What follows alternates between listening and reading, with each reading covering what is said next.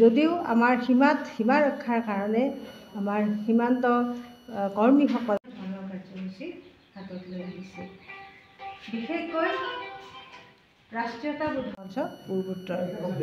আপোনালোকে সকলোৱে জানে যে সীমা যদি সুৰক্ষিত নহয় তেতিয়াহ'লে আমাৰ দেশখন সুৰক্ষিত নহয়।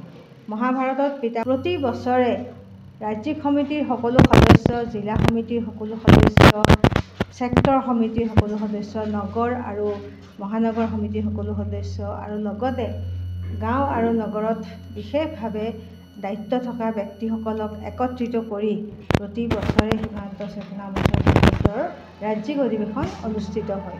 আৰু এই ৰাজ্যিক অধিৱেশনৰ উদ্দেশ্যটো হৈছে কি যে অহা বছৰৰ কাৰণে আমি যিবোৰ প্লেন প্ৰগ্ৰাম আমি ল'ম সীমান্ত সুৰক্ষাৰ কাৰণে তাৰ যোজনা প্ৰস্তুত কৰা আৰু যোৱা বছৰ আমি কি কৰিলোঁ তাৰো এটা পৰ্যালোচনা এই অধিৱেশনত হয়।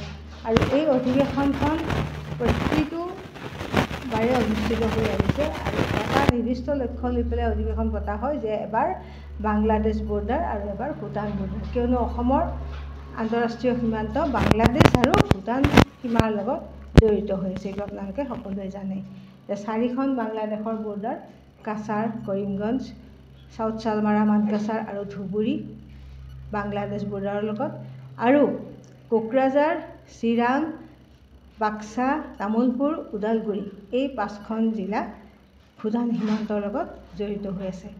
সেয়েহে আমি ষ্টেট কনভেনশ্যন যেতিয়া অনুষ্ঠিত কৰোঁ এবাৰ আমি বাংলাদেশ বৰ্ডাৰৰ কোনো এখন ঠাইত কৰোঁ আৰু এবাৰ আমি ভূটান বৰ্ডাৰৰ কোনো এখন ঠাইত অনুষ্ঠিত কৰোঁ। আৰু সেই মৰ্মে এইবাৰ ভূটান বৰ্ডাৰৰ এই চিৰাং জিলাত এই অধিৱেশন দুদিনীয়া অধিৱেশন অনুষ্ঠিত কৰা হৈছে।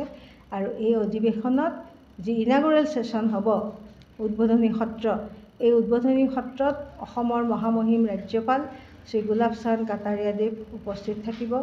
লগতে ৰাষ্ট্ৰীয় স্বয়ংসেৱক সংঘৰ অখিল ভাৰতীয় কাৰ্যকৰী সদস্য শ্ৰী উল্লাস কুলকাৰ্ণী, আমাৰ BTRৰ CEM প্ৰমোদ বড়োদেৱ, লগতে আমাৰ সীমা জাগৰণ মঞ্চৰ অখিল ভাৰতীয় সংযোজক মুৰলীধৰজী উপস্থিত থাকি এই গোটেই কাৰ্যকৰ্তাসকলক দুদিনীয়া অধিৱেশনত তেওঁলোকে মাৰ্গদৰ্শন কৰিব। কিন্তু উদ্বোধনী সত্ৰত কেৱল আমাৰ গভৰ্ণৰ ছাৰ আৰু উল্লাস কুলকাৰ্ণী আৰু প্ৰমোদ বড়োদেৱ উপস্থিত থাকিব। আৰু ক্লজিং চেৰিমনিত বিশ্বজিৎ দৈমাৰীদেৱ আমাৰ বিধানসভাৰ অধ্যক্ষ তেখেতেও আহিম বুলি কথা দিছে আৰু তেখেতো ক্লজিং চেৰিমনিত সমাপন সত্ৰত উপস্থিত থাকিব। যদিও আমাৰ সীমা ৰক্ষাৰ কাৰণে আমাৰ সীমান্ত কৰ্মীসকল ধৰণৰ কাৰ্যসূচী হাতত লৈ আহিছে। বিশেষকৈ ৰাষ্ট্ৰীয়তাবোধ অঞ্চল পূৰ্বোত্তৰ।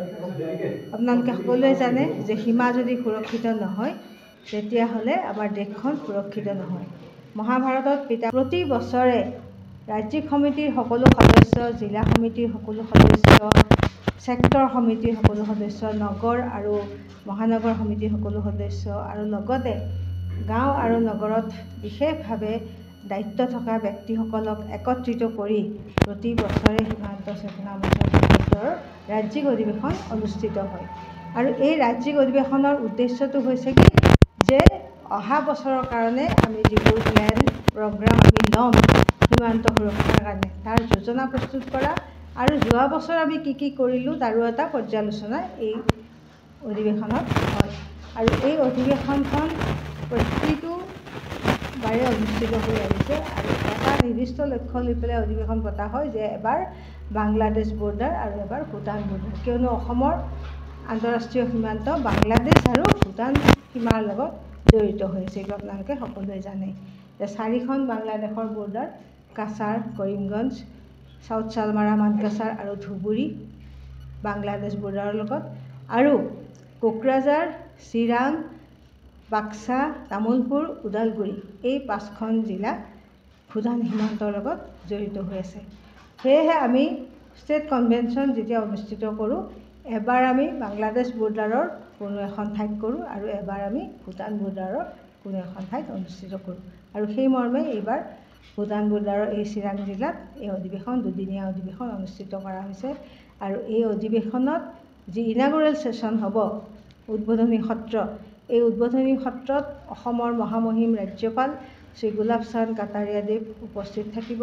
লগতে ৰাষ্ট্ৰীয় স্বয়ংসেৱক সংঘৰ অখিল ভাৰতীয় কাৰ্যকৰী সদস্য শ্ৰী উল্লাস কুলকাৰ্ণী, আমাৰ BTRৰ CEM প্ৰমোদ বড়োদেৱ, লগতে আমাৰ সীমা জাগৰণ মঞ্চৰ অখিল ভাৰতীয় সংযোজক মুৰলীধৰজী উপস্থিত থাকি এই গোটেই কাৰ্যকৰ্তাসকলক দুদিনীয়া অধিৱেশনত তেওঁলোকে মাৰ্গদৰ্শন কৰিব। কিন্তু উদ্বোধনী সত্ৰত কেৱল আমাৰ গভৰ্ণৰ ছাৰ আৰু উল্লাস কুলকাৰ্ণী আৰু প্ৰমোদ বড়োদেৱ উপস্থিত থাকিব।